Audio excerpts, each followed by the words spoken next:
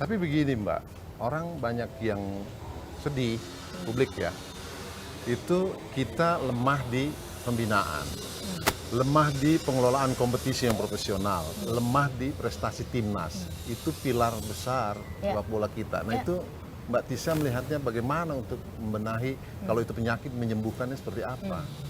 Yang pertama, Pasti Mbak punya obatnya ini.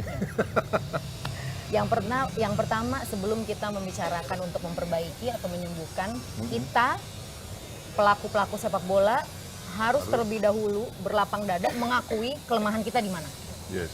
Tidak boleh kita bilang, oh enggak, kita sudah bagus di sini, hanya ini yang kurang. Oh yang ini udah jalan ini, tahun lalu ini, kurang ini. Nggak bisa. Kita harus kupas dan kita harus berani mengakui. Oh kita, misalnya, kita pemain nih, sebutlah kita pemain.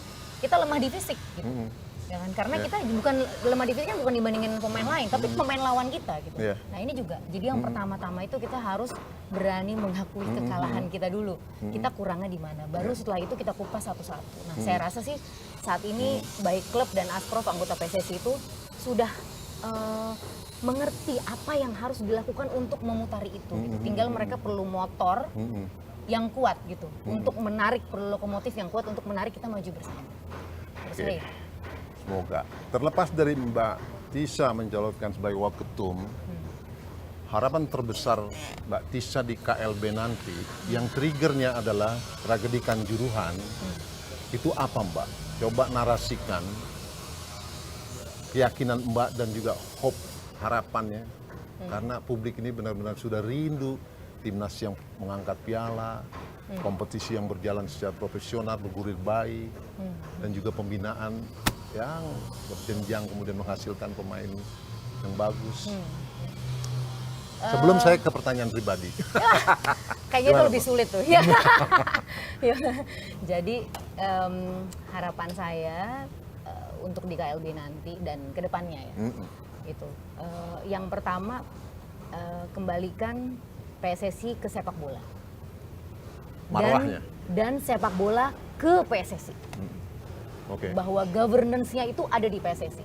Dan PSSI harus melakukan governance yang baik kepada sepak bolanya, bukan kepada hal-hal lain. Dan sepak bolanya harus tidak boleh liar jalan sendiri, harus dikembalikan ke PSSI. Nah itu hanya bisa terjadi dengan sinergi dari seluruh anggota PSSI. Karena motornya ini adalah, penggeraknya di bawah ini adalah klub dan asosiasi provinsi. Asosiasi provinsinya itu akan menjadi pelindung untuk area pelatih, area wasit, area pembinaan, database pemain dari grassroots, sedangkan klubnya adalah jalur pemisahan antara amatir, youth, early youth, industri profesional. Jadi ini harus ditata kelola, bersinergi dan tata kelola dengan baik. Dan semua harus fokus satu, Bang. Harus fokus ke sepak bola.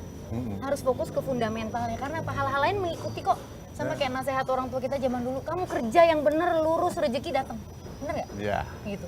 Kamu kerja yang bener, cari yang bener, ya. Terus mengikuti. Sabar, jujur, karena sesungguhnya yang sabar kan yang menang, Bang. Iya, iya, yang sabar yang menang. Kan menarik quote-nya itu. Saya ini punya mimpi, bisa dibilang ini visi. Ya, visi, karena namanya visi itu sudah diterjemahkan itu dalam 2 tahun apa ya, dalam 3 tahun apa ya, dalam 4 tahun apa ya gitu ya. Ada periode. Bahwa ketika Indonesia berusia 100 tahun di tahun 2045, sepak bola harus menjadi salah satu wajah terbaik Indonesia di mata internasional.